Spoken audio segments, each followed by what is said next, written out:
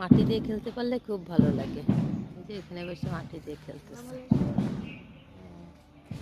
নাস্তা হয়েছে? রুটি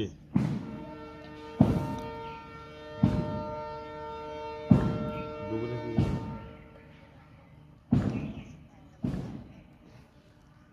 ট্রেন গেলে ট্রেনের শব্দ আর ঝাঁকুনিটাও এখানে বোঝা যায়।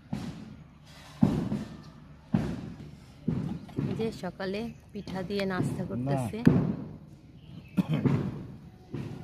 ফুলতলা থেকে আলাদা ফুলতলা পর্যন্ত সিএনজি, তারপরে এখান থেকে আরেকটা সিএনজি। আর এনে কি করতেছে দেখো।